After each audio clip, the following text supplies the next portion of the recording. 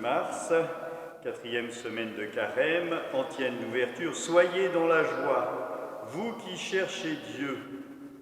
Cherchez le Seigneur et sa force, sans vous lasser, recherchez son visage.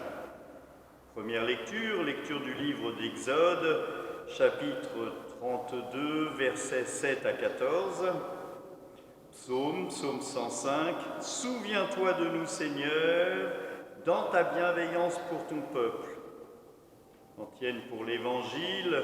Dieu a tellement aimé le monde qu'il a donné son Fils unique afin que ceux qui croient en lui aient la vie éternelle. Évangile de Jésus-Christ selon saint Jean, chapitre 5, versets 31 à 47. En ce temps-là, Jésus disait aux Juifs, « Si c'est moi qui me rends témoignage, mon témoignage n'est pas vrai. C'est un autre qui me rend témoignage, et je sais que le témoignage qu'il me rend est vrai. Vous avez envoyé une délégation auprès de Jean le Baptiste, et il a rendu témoignage à la vérité.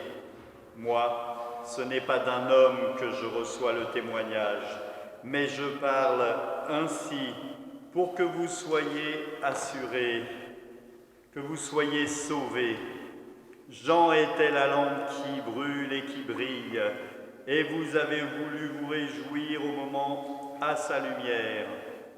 Mais j'ai pour moi un témoignage plus grand que celui de Jean. Ce sont les œuvres que le Père m'a donné d'accomplir.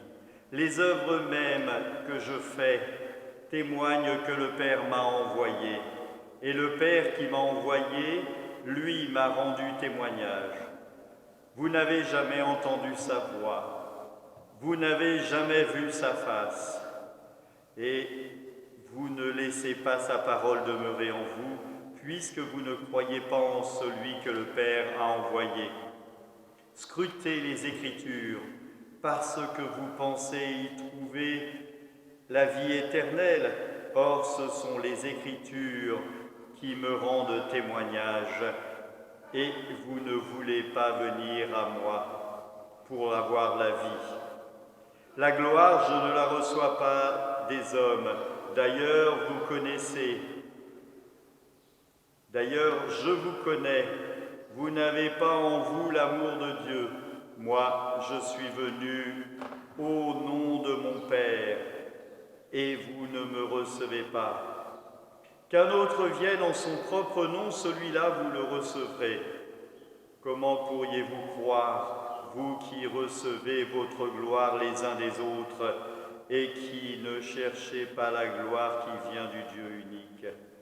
Ne pensez pas que c'est moi qui vous accuserai devant le Père.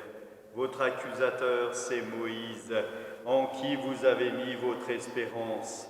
Si vous croyez en Moïse, vous ne croiriez aussi, car c'est à mon sujet qu'il a écrit, mais si vous ne croyez pas ces Écritures, comment croiriez-vous en mes paroles ? Acclamons la parole de Dieu. Louange à toi, Seigneur Jésus.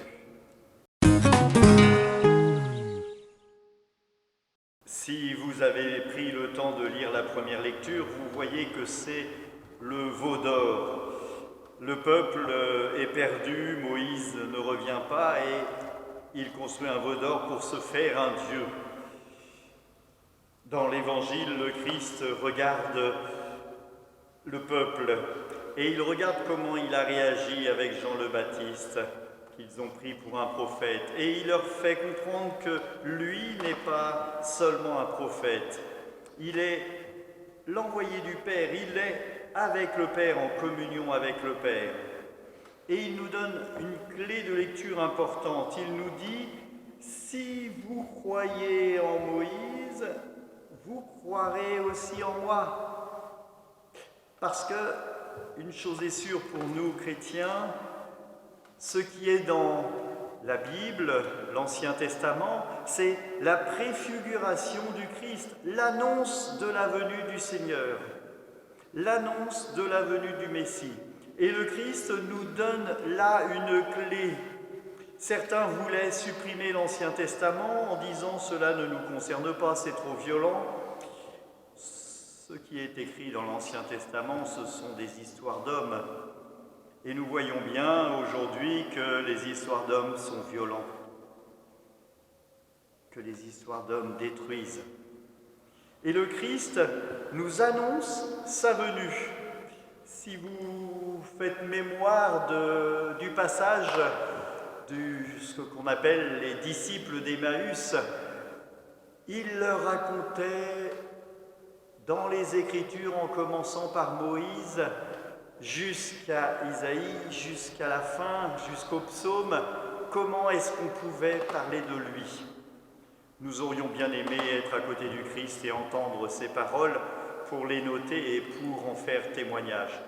Nous n'avons pas ce témoignage, il nous faut donc regarder les Écritures, la lire la parole de Dieu et entendre dans ces paroles la venue du Seigneur.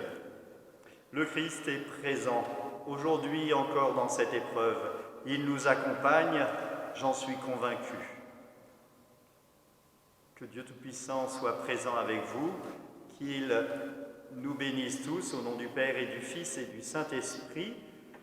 Allez dans la paix du Christ et surtout, restez chez vous.